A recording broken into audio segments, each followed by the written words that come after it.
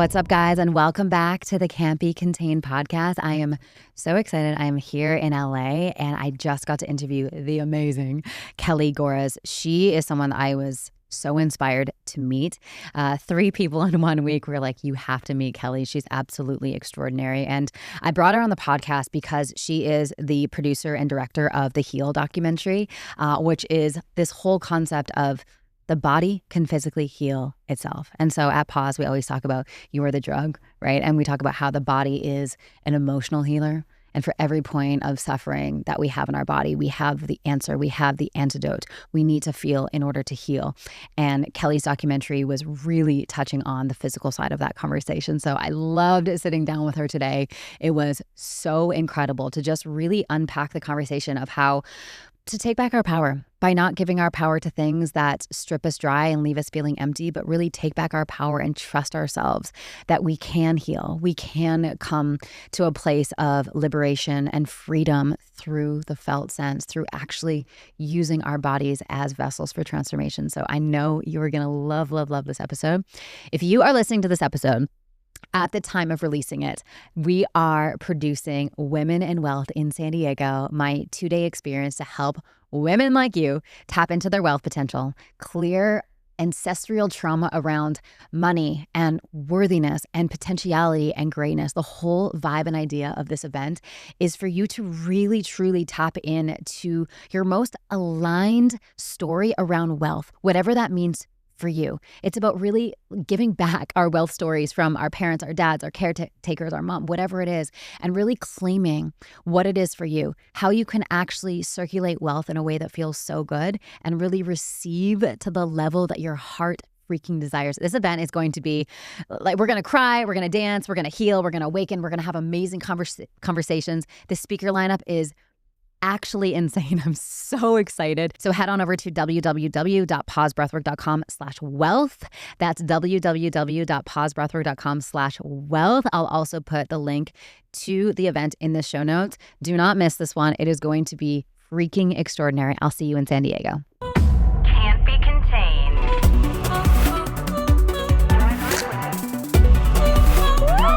That's what I'm talking about. Kelly Gores, thank you so much for coming down. I'm so excited to be with you. I'm honored to be here. Thank you for having me. You know, when life does that weird thing where literally, I think 4 people in 7 days were like, you guys have to meet. And I was like, okay.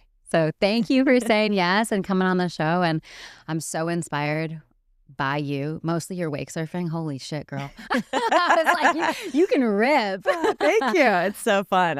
It's the best. It's the best. One thing I say about wake surfing is like, it's one of those sports where the fun is so high and the risk is so low. So you can really like have a good time. Totally. You know, whereas wakeboarding, the amount of times that I've like cracked my head open and like just getting pulled by that tension. I know. Wake surfing is like a dream for me because surfing, greatest metaphor for life, obviously, but also there's very few things that feel better than like catching and riding a wave. Yeah. And then if it's behind this boat and it's a perpetual wave that you can practice on, it's like a dream, you know? Okay, so I'm obsessed with wake surfing and I live 3-minute walk from the ocean and I haven't really got into ocean surfing and I want to love it as much as I love wake surfing, but it's the learning curve, man. I'm like, every single time I go out there, I just get smoked in the head by my board. And like, I know. More hours about like on the water is going to do it. And then it also like the rewards of sitting out, you realize that these surfers are addicts because the feeling out there of connection and floating and the salt water and the minerals and, you know, the occasional shark or the whales. It's like you're in nature, you're fully in it. And what are your best like surfing metaphors that relate to personal development? Oh, gosh. Well,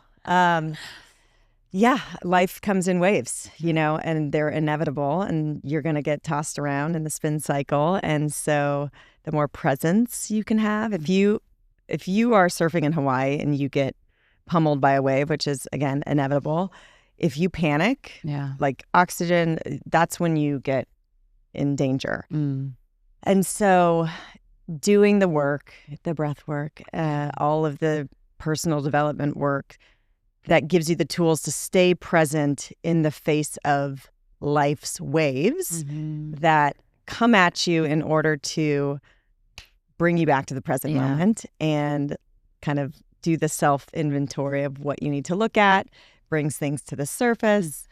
It's just, it goes on and on and on. But yeah, it's, and then the more you do the work, the more presence you have, the more you can see a wave coming. And rather than get crushed by being in the wrong spot and being kind of asleep, you can go, okay, and you paddle with the wave, and then you catch the wave and you ride the wave. Yeah. Oh, that's so good. You know, I feel like no matter how good our mentors are in life that are like, hey, watch out for this, watch out for this, watch out for this. There's something really about like the direct experience of being smashed by a wave, right, in life, to really actually feel what it feels like. I don't think that we can get that level of growth without actually like going through the pain. That's it. Yep. You know, and that relates to relationships, that relates to business, that relates like everything. Yeah.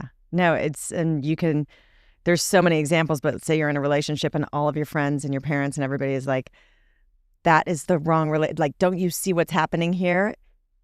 That person will never leave just because other people will tell them to. They have to get to the point where they experience enough pain or suffering or to take action. So we all have to go on our own journey. And then we're just like, told you so. Yeah, exactly.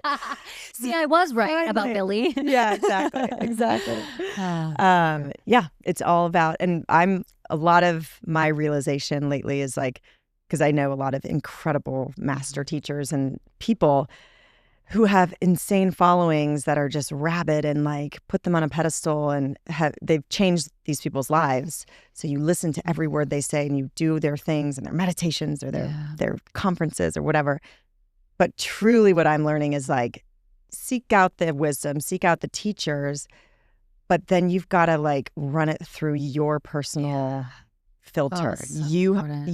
Everybody listening has unique gifts just as important as your teacher, your guru. And life is meant to wake those up. And so learn from others, but then you've got to like take your unique kind of twist on it. Yeah. And run it through your truth-o-meter, you know? Which takes self-trust, right? Of really going, okay, how does this land on my nervous system? And it's like that yes or no, and getting to know ourselves. And I think a lot of people are disconnected from that. Yes. So we owe so to our power. That's right? it. It's like, you tell me what to do. Yeah. How have you found for yourself, like resuscitating that sense of sovereignty and agency and like power and trust in yourself? What are some of the things that have been helpful for you?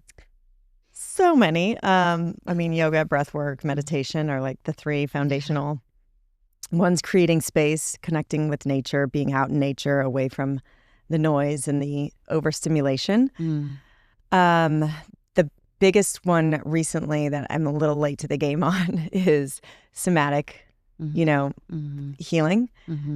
So really like being present with emotions and feelings and sensations in the body, where these things lie. And then, oftentimes it's old stuff. So you could be triggered in a modern moment, and it's actually connected back to something in your body that needs to be felt, seen, heard, held, to be moved because it's stuck. Yeah. And so for me, that goes back to the nervous system piece. If we start to work with these somatic healing modalities, like that's when we start to move and are able to reprogram and rewire the nervous system. That's so wild. I was reading some of your work, and you're aligned in the concept of like the body's the healer.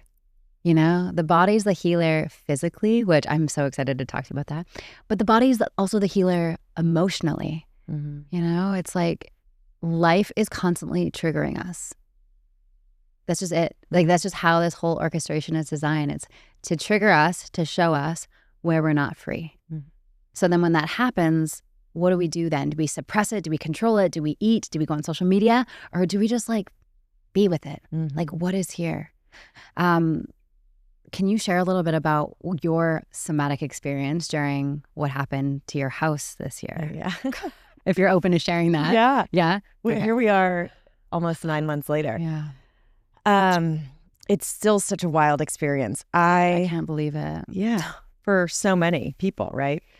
I was blessed in so many ways because we were just renting our house, so I don't have to deal with a whole nother layer of like, do we sell the lot? Do we rebuild? There's so many layers of stress that people are having to deal with. Yeah, everybody, the feedback I got was like, wow, you're handling this so gracefully. And I think, I definitely like hung out in shock and denial for a while. Then we were just moving around and I was like distracting myself with work and with other fun things. And then we really got settled in our new place, like end of April. So 4 months of kind of like just can't stop. Don't stop. Don't stop. Go, go, go, go, go. No white space. No white space. Let's go. But actually, during that time, I worked with a somatic coach, is Dr. G, Christian Gonzalez, who was amazing. And so that probably kind of opened me up. We were specifically dealing with some relationship stuff and patterns related to my dad. And just after that, where I think things just like imploded a little bit. And my body, ironically, kind of just like sat me down and put me through this whole physical initiation in June. So like May, we were settling. I finally got settled. Other things were kind of happening in my external world. And it just like, my body just shut down. I had like, I went to Mexico to this wedding and I came home and I don't know if it was a parasite. I don't know if it was a virus. I don't know what it was. Doesn't matter. What matters is my soul was like, okay, it is time to upgrade. It is time to, it was like a total spiritual maturation, like initiation process. And I was like in bed. June was just, I was like in bed. And for me, I never get sick. Yeah. And it was very apparent to me that it was like a spiritual process and it had nothing to do with I didn't go to a doctor. I didn't get a diagnosis. I was just like, what? Actually, that's not true. I did go to a doctor and I got a diagnosis, but I knew it was bigger than that. Anyways, all of that to say, my body processed it for me. But like when it all came up furiously and it shut me down and I just had to look at a lot of things. And then it was very clear, my body was like, okay, you are not to abandon yourself with the wrong people and with alcohol anymore. Because I had been, just throughout life. And then COVID like amps it up and then fires and like, it just becomes a regular thing for me. It was never, because I'm like a control freak. So I don't like to be out of control or I don't like to feel like crap and I'm very busy. So I have a lot to do. But I was still drinking far too often as a way to get this kind of false levity through the density. Right. Just like, I'm happy and it just takes off the pressure. Yeah. But over time, it just like crushes your energy and soul. So I took the summer off of drinking, which is wild. Like for me to do in the heat of summer, and it just like woke me up. So much was processed. So much was healed. I slept. I got like 90 sleep scores on my Oura ring. Like, girl. 2 months straight. And I that's when I processed. Like my body literally did it for me. But I think I opened it up with the somatics. And then it just was like, boom. And then I woke up in August. I was like, oh, okay. This is what it feels like to feel good. Yeah. Oh my gosh. I've grown up. Babe, that's so epic. You know what's wild? So many people are stopping drinking and coming back to God. Yeah. I'm seeing it everywhere. Yeah. I mean, alcohol is a poison, right? If we really break it down, it's like socially acceptable and all this kind of stuff. But at the end of the day, same thing on my Oura ring. Like January to March or whatever, I was like, I'm just like not going to drink at all. So I did like 3 months, no drinking. I would have like 1 drink a week typically, but that still was like borrowing happiness from the next day and like making me feel like a bag of shit. So then what was it, like March, I guess, I was like, okay, I'm gonna go to like a fancy restaurant with my husband and have like a glass of red wine, which we love doing. I had a glass of red wine. I went to bed that night. I woke up in the morning. I looked at my Oura scores. Literally everything was in half. Like my sleep score, my readiness score, my HRV. I was like, I can now see tangibly how bad this is for you. Right? So then I was just like, fuck it. I'm just gonna like stop drinking. And I did. I don't know, it's been like months now. Wow. But I similar to you, like I feel so amazing and I'm not having to like work so hard to feel good and put myself into like a mindset that is appropriate for what I need to do with work and all that kind of stuff. Because I would experience like anxiety. Oh, yeah. Like bad. Yes. I would have a glass of wine the next day. Like all of my inner parts are like, you suck so much. Yeah. You know, no one likes you at all. No one cares what you have to say. Totally. Like I would it literally is depressing. It's wild. Yeah. Yeah. And so it's like, why do we drink? Break it down. There's somatic energy in our body that we want to take the edge off. Well, if we have the somatic practices to be able to do them, then alcohol becomes irrelevant. Yeah. And it's crazy to see it in, you know, the stats. Like people younger than us aren't drinking. I know. Like, I don't know what's going to happen to the alcohol industry, but I think it's going to be pretty shit. They're scared. They're like, oh no. Yeah. I mean, I drank this past weekend. And now I broke the pattern and the habit and the dependency and but like you continuing to do the healing and like the awareness, you just choose better. Yeah. Because and you also, once you're aware, you have a different relationship with what you choose to put in your body and then and why. Otherwise if you have all that trauma and tension and suppressed stuff in your body, you're going to subconsciously reach for things to shake it and stir it up. Right. And then you're going to work anxiety really hard to keep it down. And then 100%. One day it's either going to blow up or you're going to choose differently. Yeah. It like, now that I'm not satiating it with anything, I'm way more aware of the parts of me that are not free because I have more like awareness or consciousness to be like, oh, that's that little child part of me that still doesn't feel worthy unless she does this accomplishment or like does this thing or whatever it is. And then I get to really be with that part of me with a clear mind. Like I can feel the part of me that's like scared and anxious, and then I can feel the part of me that's like so strong, so powerful, knows her worth. And that part of me can come meet this part of me, love her, give her what she needs. Whereas when you're feeling anxious and hungover and just like depleted and energetically just zapped, you barely have the resource to be able to like do that somatic work. So then it just like snowballs. Yeah.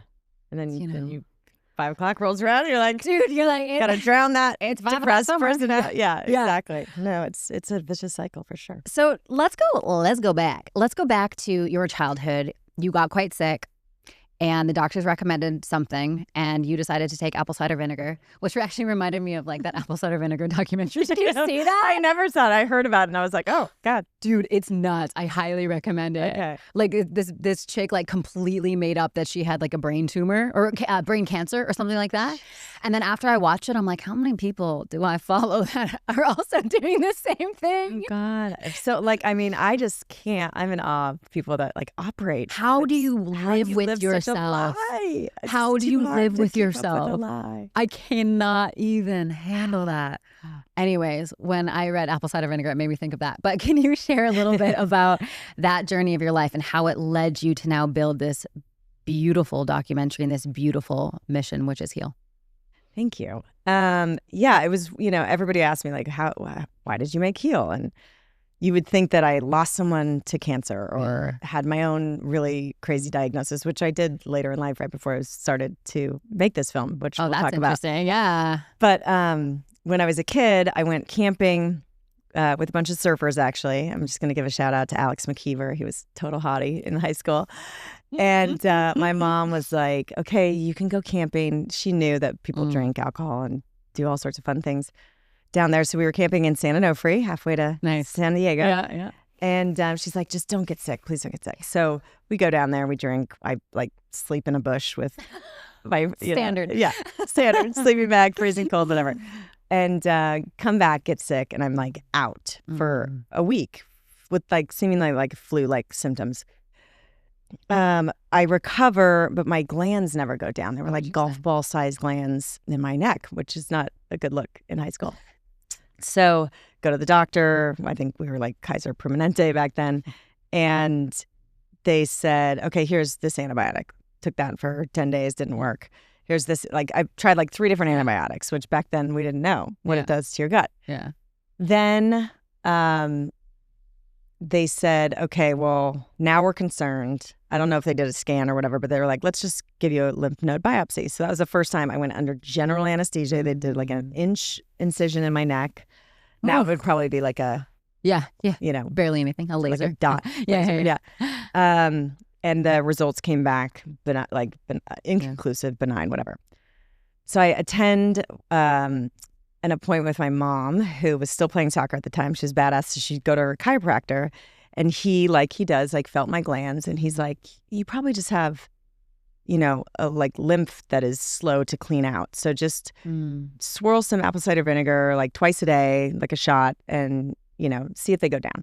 And it took like 8 days, and my glands were. So after like all these medications and a major surgery, it was cured by something on a health food store shelf, you know? That's so wild. And so I think that probably planted a seed in me, like in doubt of the conventional, or lack of faith in the conventional system, and more like, oh, natural remedies have been around for eons and they work. Yeah. It's so wild. I was struggling with chronic UTI, well, what I thought was like a UTI for like 12 years. Like I would literally get one a week. And what was all of the doctors doing? Antibiotics. It actually was never a UTI. It was the lining of my bladder was inflamed. It was giving me UTI symptoms, but it wasn't a UTI. But they were treating it with antibiotics, which was messing up my gut. And then my gut was just like so fucked, and then contributing to it was just a vicious cycle for so long. I'm sorry. And then like to the point where like I would be backstage about to go on to do a keynote, and I would like get that bladder feeling, and I would have to cancel like literally 2 minutes before. I'm like, I'll piss myself if I go out there. Like, the feeling of a bladder infection is the actual worst. Yeah. But I then started to get more into, you know, you are the drug. Like our whole mission at Pause is like, you are the drug. Like your body has the intelligence and the healing to heal you. And I was like, I feel like I could heal this, and I feel like this isn't what all the doctors are saying, you know. And so I just like kept like getting with myself, and being in the Hay House world, Louise Hay, you know, and You Can Heal Your Life. And she's like, the bladder is about being pissed off, you know? So then I did like this whole process of like, what am I pissed off about and what am I angry about? And took it from this, you know, treating it medically to treating it somatically and energetically, and really got to clear. And then doing other studies, realizing it was never a bladder infection. It's the lining of my bladder that can be treated naturally with shit off, you know, the health food. It's so insane. Like this world provides everything we need to be healthy. And we've come so far away from our center. We've come so far away from the earth. We've come so far away from each other that we're not using each other, the earth, and God as medicine anymore. Right. Well, we're coming back. I feel like there's a shift. No, there's a shift. I so believe it. Yes. Right. And with the documentaries like Heal and everything that you're up to, it's like that's educating the people to take their power back. Yeah. To go, let's not just like outsource our power. Let's realize like we got this, guys. Yes. All the answers are within us and in nature. Yes. You know, not to say there's, you know, emergency medicine and technology is amazing for sure. For acute emergency situations. Thank God for surgery. Thank God for medication. Thank God for these things. Yes. However, like with our general philosophy, and when I say our, I guess I would say mine, is that with chronic conditions, there's an emotional component. Oh, yeah. There's an environmental, probably toxin component, energetic component, and there's things to look at that can be shifted and changed in mind, body, spirit, and nature. Yeah, 100%. Do you know Paul Chek? You know, from the Chek Institute? He's this like wacky, wise dude who I interviewed on the podcast. And I was at his house yesterday interviewing him. So crazy. But he basically said like he's a therapist. He's been in the health industry for 41 years. And he says every single person who has a physical ailment, it's a disconnection with God. Like when he traces it back to like the core of the core of the core, it's like a fragmented relationship with God. Yeah. And I think for so many people that word has so much charge, so they don't even look there. Yeah, exactly. And I was raised Catholic, but I don't see God as like a anthropomorphic person. I see it as source, love, intelligence. Like God is in this water right now. Yeah, there's an intelligence that is loving and keeping everything in motion, and it's a consciousness that is the intelligence is way beyond any comprehension of a human. Yeah. So that's what God is to me. Yeah. And I do agree that all healing is spiritual healing, which means ultimate healing is it's a remembering that we are little holograms of the divine. We are little rays of the divine. We are little, sparks of the divine. And we have everything in us that we need. And we're here, I think, like an earth school for our soul's evolution. You know, we've done this before and we'll do it again. Yes. That's my belief. I know a lot of people don't have that same belief. I am super aligned with that. And every single thing that feels challenging in this life is an opportunity to point to us where we're not free and to ask God for help. I think that was like a big thing for me over the last, because I was raised similar to you. Like I was raised in a Christian home. When I found breathwork was very tied into like more like new age, like spirituality, which is a little bit more elusive and a little bit more like spiritual Disneyland-y. And then over the last like 5 years, I've really been, because I got so obsessed with breathwork and it sort of lived over there. And like now I'm like, let's bring a little bit more back here to like more of a grounded place. But it's allowed me to have a deeper relationship with God in a way of like, I ask a question and I hear an answer, you know? And in everything, like I've put God back on my board of directors for my business. It's like, I don't make decisions unless I'm like, yo, what should we do here? I love it. You know, like use me as a vessel sort of thing. Totally. And it allows us to have like that non-attachment to go like, yeah, earth school, right? It's like everything is here to evolve us. And like Heal was such a channeled project. Like it was something in my heart that I tell me about that. Tell me about that. Because it feels like that when I like interact with it. Yeah. It feels like a transmission. It was a transmission, and it was at a time where I started meditating. I started going to Agape with Michael Beckwith, and he was teaching, and I was meditating. I was connecting every day, connecting. And he, you know, convinced me in his very passionate channeling of sermons that if you have this call in your heart, it's like the oak tree is in the acorn. It's like you have everything you need to see it realized, and you're supposed to have that. If something lights you up, and this is why I always say follow the energy, whatever lights you up and gives you vitality and unlocks your vitality, like that's what you're here to do, or one of the many things you're here to do. So I just got this, like, I just was reading voraciously, you know, books from the Agape bookstore. And I remember reading The Biology of Belief by Bruce Lipton. So good. And I remember I was like on a stair climber at Equinox in Westwood. And I was like reading about proteins, and proteins like what they were like walking like men. And I'm always obsessed with the macro and the micro and how everything is like a hologram and reflective, fractal. And I was like, everybody needs to know this. And then, you know, I watched The Secret, and I started to apply gratitude journaling to my life. And within 3 months, I manifested this like insane job I didn't even know existed. And I was working less and making more. And I'm like, wow, this stuff really works. This is magic. It was magic. And so I just started understanding this concept of co-creation with life and God. And then the biology of belief, like, oh my gosh, our genes are just a blueprint. We've been taught that we're victims of our genes and so limited. And yet decisions and belief systems and our environment and food, all of that turns on and off genes. And so all of that to say, there's many more pieces, but I just trusted the Rev, Michael, and I was like, okay, I'm supposed to do this. And then at some point I was like, you know, you resist. Once you get your mission and you're For sure. you resist, you're like, who am I to make this? So Totally. I was like, do I need to go to directing school? Like what? And then I just like, you know, hands up and go, you put this here, show me what to do. I just said yes. And then it just flowed from there. It was a true channel.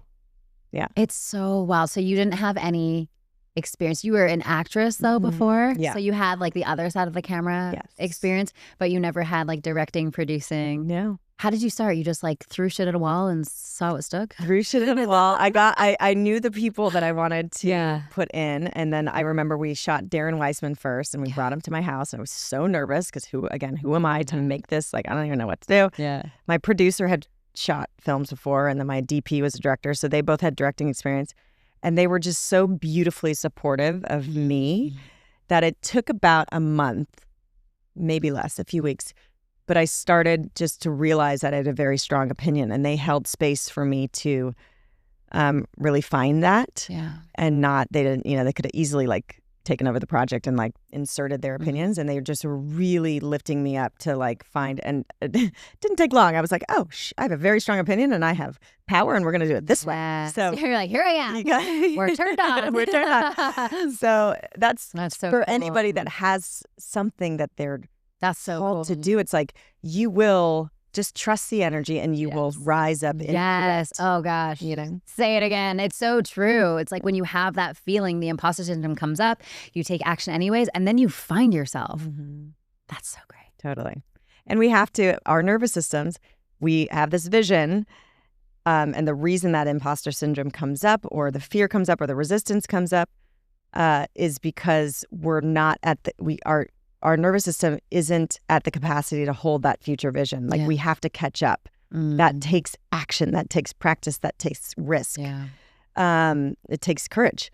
So, but like you do the work on the daily, you do the breath work, you do the meditation, you start to just activate and move stuff and push through that.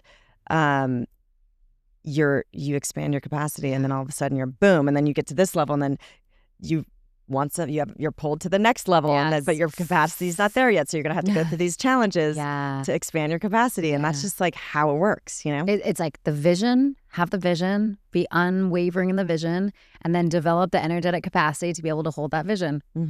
We're like saying it like it's so easy. I just do that. Okay. Anyways, guys, that's the episode. So then this year I have this big vision, and like my house had to burn down. I needed to lose every material I owned. Wait, so what's the new vision now? I mean, it's the next project, which is all about the nervous system and feeling our emotions. We've been so disconnected from these super intelligent systems. And we, as little boys and little girls, were taught to suppress how we were feeling. Like, don't be too much. You know, boys don't cry. Girls aren't angry.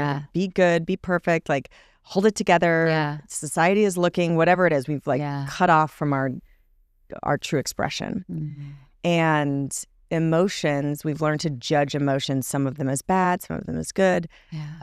And really they all are our superpowers. Fear can save our life. Anger can keep us protected and hold a boundary.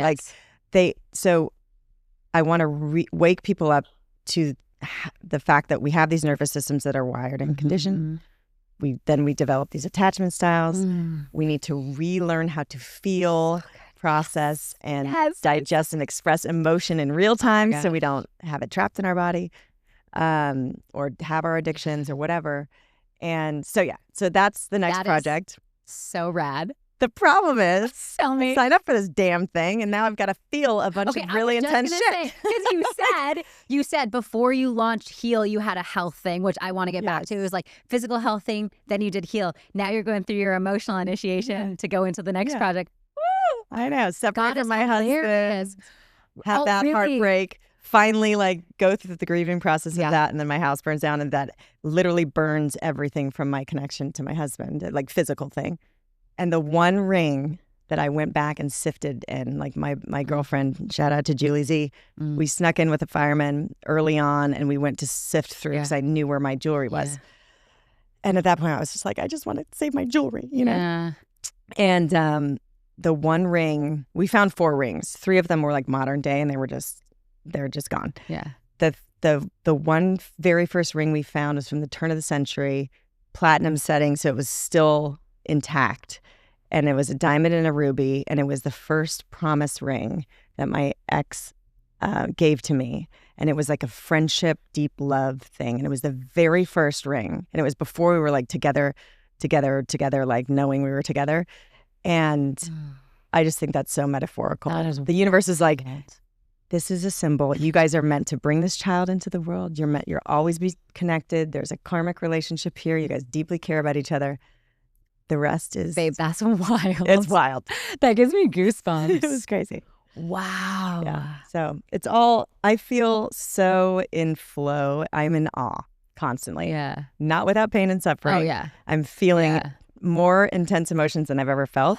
But again, it's because I have to go through these things in order to tell the story to other people. You have to. You know? And like, what a gift that you're willing to.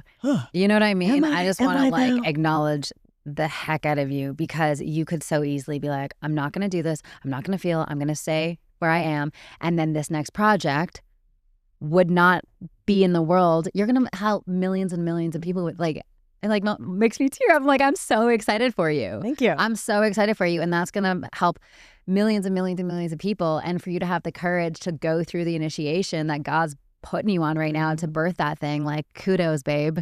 Thanks. So epic. Thank you. Thank you. That's wild. Wow. Yeah. Quick little pause here because I need to let you in on something that has honestly changed how I run my business. It was so overwhelming. We had so many different tools, emails, funnels, scheduling things, pipelines, payments. It was honestly such a mess. And then I discovered Go High Level. It's literally an all-in-one platform where I can run my entire business under one roof. You guys, it feels so good to go into one platform and see all of our dashboards, the money that we make, the clients that came in, where everybody is. It is so clean and so easy. The automated follow-ups are amazing. The landing pages are amazing. You can even run your memberships and online programs on Go High Level. It's honestly freaking awesome. It doesn't just save me money. It has given me back my sanity in my business because I have complete clarity and confidence where everything is. So if you've been looking for a way to streamline your business, to scale faster, to remove the headaches of like tech and all of that complication and just get back to doing what you freaking love, I have partnered with Go High Level to give you guys a 30-day experience so you can test drive it yourself, see how you love it. Just head on over to pausebreathwork.com/high level. That's pausebreathwork.com/high level. I will also put the link to the free trial in the show notes. And seriously, once you see how powerful this is, you're going to wonder how you freaking ran your business without it. So go to pausebreathwork.com/high level. Yeah. Okay, so then what happened right before you launched Heal? What was the physical initiation? So I was in the development. I think we were in the pitching. It was right before I started pitching. And again, I'm saying we. It was me. I was pitching this thing. I just always do that when I launch. I was like, we. I was like, oh, just me, myself, and I. I'm trying to diffuse the pressure. Yeah. But so I had written this whole deck and I had included it at the time because I had, again, recently with my ex, and he had this very fancy Beverly Hills concierge doctor that just kept throwing medication at him. And I was like, okay, this doesn't, first of all, let's get you off as many medications as we can and get you true. Just for example, again, a lot of people need medication. I'm not poo-pooing. Everybody make their own choice. But this was a clear case of drug dealing. Yeah. So he would eat something and then just pop an antacid, prescription antacid. And I'm like, oh, but that makes you more acidic over time because then your body adapts and just people aren't aware. They trust the doctor because the doctor has gone through all this training, but the training is incomplete. We're not teaching nutrition yet and all these things. So I take him to a new doctor who's this integrative cardiologist, which is age appropriate for his, health. And it was amazing. And so he's still, whatever, it's a long story, but we did a full panel and I was like, well, I'm in here. I might as well just do a full panel because I don't really go to the doctor. I'm very healthy. And he calls me 2 weeks later and he's like, Kelly, I know you came here for Alec, but you need to come in. And I was like, what? It sounded very serious. And so I come into his office and he's like, you tested positive for Lyme and mold. Oh. And I was like, oh, that's so interesting. I guess, I grew up going to Savannah, Georgia. Summers. And back then it was just, we were thinking of Lyme as being in the forest. So Connecticut area. Anyways, so he said, well, you've got resources. I know the best clinic in Germany. Why don't you go and do the 3 weeks of antibiotics and do that protocol and you'll be fine. And I had been doing all this research for Heal. And I said, I don't have any acute symptoms. I have your standard brain fog, but I'm still running. I'm running marathons. I feel pretty good. Yeah. I go, let's just treat the mold and keep an eye on the Lyme. And so, long story short, we treated the mold with high doses of vitamin C IVs and glutathione, and then eventually binders, and we just pulling everything out. Yeah. And it probably would have taken less time, but I had an IV phobia from that Kaiser surgery for the lymph node biopsy back in high school. They pushed my IV too fast and I have this phobia now. So it took longer, but we retested, the mold was gone and the Lyme was no longer testing or showing up. Oh, interesting. And so again, I listened to my body. There was a moment where I said, Lyme, oh my God. And I had the motivation or the inspiration to call my family, go into victimhood, get the sympathy, get the attention, my very human parts, my inner child who just wants love and protection. there was a road I remember, and I could have totally gone down for sure, victim, for sure. clarion call. Oh, woe is me. For You know, sure. give me the love. Yeah. And I said, nope, I'm not going to fall prey to that because that will lead to me feeling Yeah, things that I absolutely. don't need to feel. So So good. I just followed my instinct. And then that just gave me the proof I needed. And then I took the Lyme diagnosis out of the pitch. Never even, and I didn't even Wow. talk about it So in you the didn't give it film any because I was energy. like, again, if you attach to a label Mhm. Oh, or a diagnosis or a completely. prognosis, Yeah.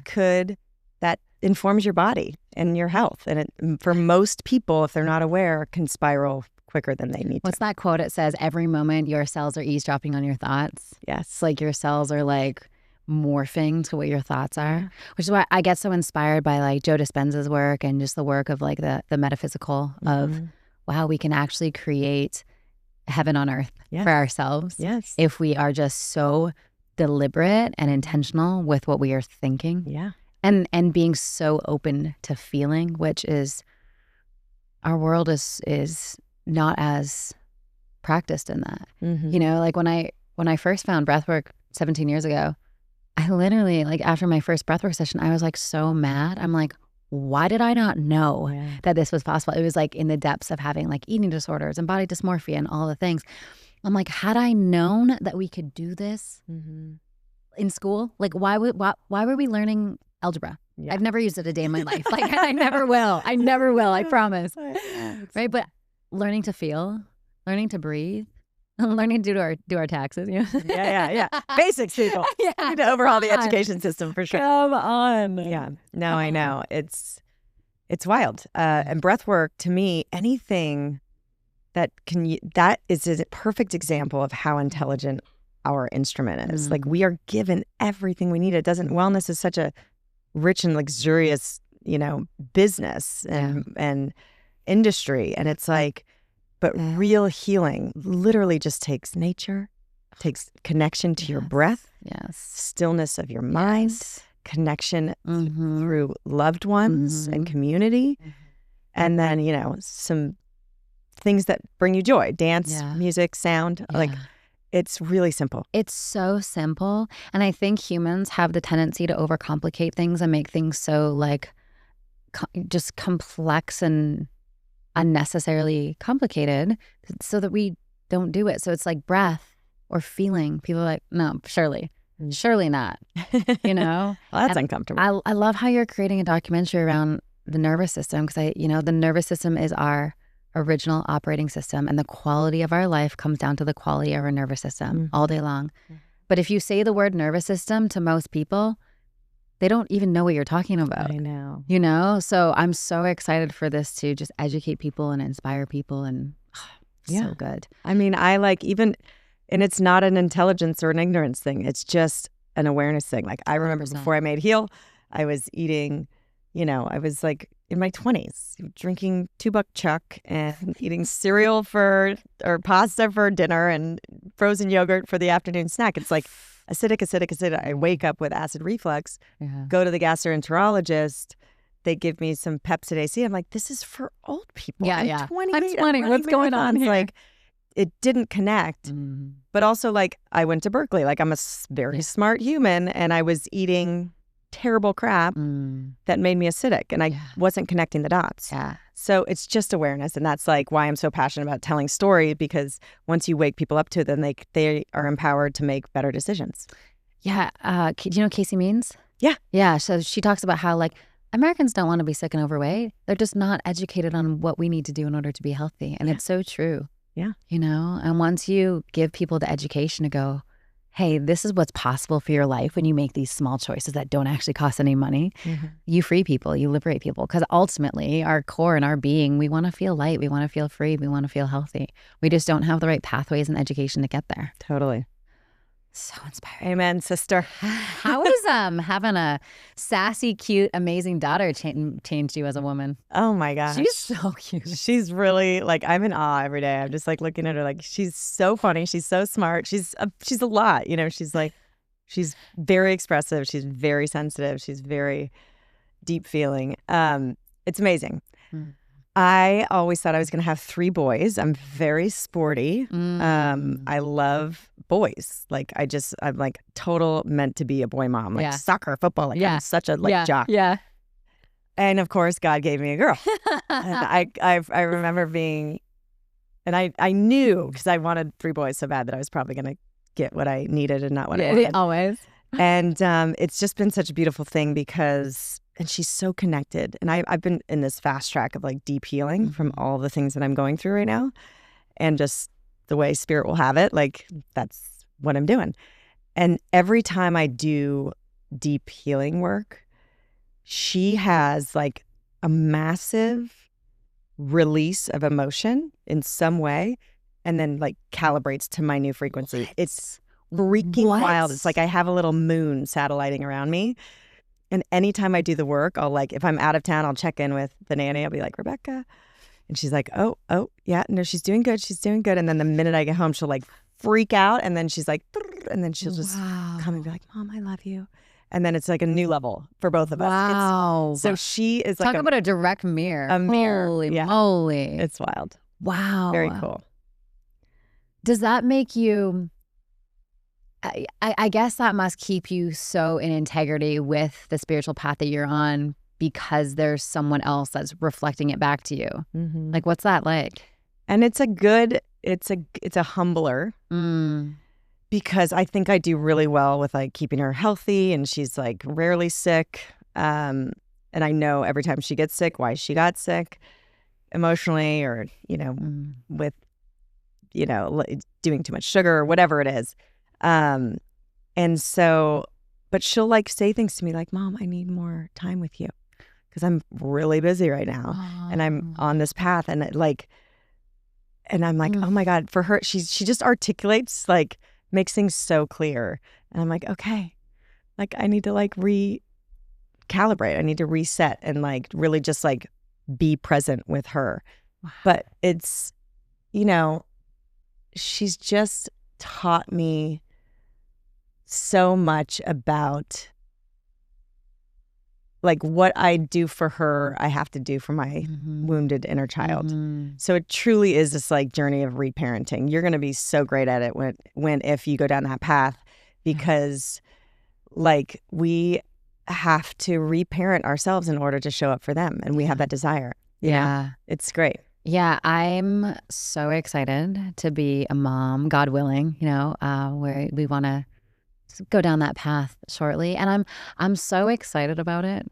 Yeah. Like it's so interesting. I've always known I've wanted to be a mom, but something happened in the last month. I don't know what, but something just dropped in and I'm so excited. Yeah. Maybe just because I have spent a lot of time with my niece recently and she's just like my favorite little thing in the world. I said to her the other day, I was like, Emerson, do you think I'm going to love my kids as much as I love you? She's like, I don't know, maybe. Oh my God. So but it's so cool to have those little beings around that are just absorbing everything. Like I was up in Canada with my family last week and, I would do my morning routine and I wasn't letting like the holiday interrupt it. So I'd like get up and I would do my breathwork and my journaling and my gratitude journal. And Emerson was just like by my side the entire time. Just like she did the whole 20-minute breathwork session alongside me. She's 4. Wow. And then like I was doing my gratitude journal. She's like, I want to do it. And I'm like, do you know how to write? I don't know if you do. She's like, no, but you write it for me. So like I was like writing like her and I'm like, this is going to be so fun to do with kids and like bring them up in that environment where we're, training their nervous systems to orient to gratitude. And like, imagine that at like such a young age, like, I know. Definitely. She's so funny. She'll like make fun of me. She's like, oh, God. She's like, heal with Kelly. Here we go. And she also like doesn't argue when I say like no screens or we've got to, because she knows that I can back it up. Yeah. And so I feel like there's this balance. And the biggest thing I'll say is what I've learned works with her because her dad and I have just different cultures, different generations, like different ways of raising kids. Yeah. And one of his love languages is sugar. Like back from the old, like his old country, like if you could afford sugar, you're pretty wealthy, You are good to go. So he loves sugar and rather than like stress about it, I just knew I had to surrender. Yeah. But what I did was I teach her how it makes her body feel, so that now she has the awareness, like when I eat too much sugar, these are the things that happen. Wow. And so she is like this autonomous, like she'll choose like half the cookie, or she'll, and then she'll push it and she'll be like, oh, I did it, So, and there's no shame. It's just like, and someone clued us in on this like blue dye and how it affected their kids. And I said, oh God, I was like, I don't even restrict her from eating certain kinds of ice cream. So we went to the Malibu yogurt store behind our house in Malibu, and she went to order the blue ice cream. And I had just heard this piece of information. I go, okay, this is going to be interesting. Yeah. So I said, sometimes this blue dye does this to people. We're going to watch how it affects you. And literally within it's the cotton candy ice cream or whatever. Yeah. It's like bright blue with pink. And 30 to 40 minutes later, she was like raging. Really? And I was like, babe, this is the dye in your brain. This is not you. I just like, this is so good for us to learn so that we choose differently next time, because that's these chemicals that they put in to change the food color and make them taste better. That's how it affects your brain. And these when I eat too much sugar, I get rageful. Yeah. So I go, these are good things to know about ourselves. And she's like, she never wants to order that ice cream again. But that's so great. Rather than you being like, brother, you can't have that. No. I was like, let's do this as an experiment, That is so good. And it's like, once isn't going to kill them. Yeah. And it's just such great feedback to like teach them that awareness. Oh my gosh, that's so good. And they also have like, I'm just being around like my friends' kids and everything. There's a consciousness of these new souls that are coming in where I'm like, teach me everything. Like, totally. You know all the good stuff. And it's wild. Like children are born enlightened. And as long as we like protect that enlightenedness as much as possible, like. I know. There's so many, not let the distortions get in the way. 100%. We talk. My husband and I always talk about like templating, and we are constantly in the conversation of like, what are the templates that were passed on to us that we're breaking? Yes. We're being the cycle breakers for, right? Around like, even like silly things like, my dad was like a professional hockey player and like entrepreneur, and like. He never was like, you need to be successful, but like hard work was always like ingrained, right? In me. And so I just naturally became like a super hard worker, and I tied like the harder you work, the more money you make, sort of thing. Yes. And so like that was very, very like in me, and I was like, I'm not passing that one on because that's not true. Yes. Like, it's not true at all. It's like you can work aligned and energetically resourced, and as long as you're doing the thing that lights you up and you're following the energy, like you say, it's like money responds to joy, so just be joyful. Yeah. And like realizing like what are the templates that we can just like really intentionally break. Totally. And I've been very ambitious my whole life, like whether it's to earn love or security or whatever, you feel like you have to do these things to earn safety and security and love, Yeah.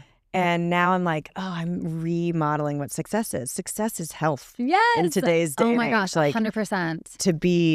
To be healthy and to have energy and to think clearly. Yeah. And then to have your community, like that's success. 100%. My dad was a big Tony Robbins fan, and so when I was like 12, we were driving across Canada listening to Tony Robbins like the whole way, and then I was like in the Tony Robbins world for like a decade and got to mentor with him. And one of the things that really stuck out around what he says is, when you are healthy, you have 100 dreams. When you're unhealthy, you have one, and that's just to be healthy. It's like, so how can we proactively take care of our bodies, our minds, our nervous system, so we can show up in vitality and love every single day, and we're not trying to retroactively like put Band-Aids on bullet wounds. Yeah. And so thank you for all the work you're doing. Thanks. That's so great. That's so great. Where can people find you? Well, on Instagram, we're probably the most active. So I have an amazing team of people. Heal with Kelly. Yeah. And have a podcast. So follow that as well. And then Kelly Gores is just my personal Instagram. Amazing. Yeah. Can you share about the new project or not yet? Yeah. I mean, it's in development. It's in development. Yeah. And we're also, I rolled up my platform into this company that I was an investor in. It's a long entrepreneurial story, but we're developing a personalized healing app too. That's all about starting as nervous system regulation tools. Yes. The goal is to reconnect you to yourself and make you feel held and safe on your journey. And then ultimately, like, I want it to be the mental, emotional, and spiritual support tool for anybody going on a cancer journey. Yeah. So we're building that app now too. We've got a prototype. We're going to test it soon and launch hopefully Q1 of 26. Yeah. Well, if you need some breath work, you know where to find me. Yes. Yes. So great. Sure. Well, thank you for being you. Thank you for the initiation that you're going on with so much courage and love and compassion. And I'm so excited for you to take all of that and pour it into these projects that are birthing through you. I'm so excited for you. I'm inspired by you, and just thank you. Thank you. Thanks for having me. You're so welcome.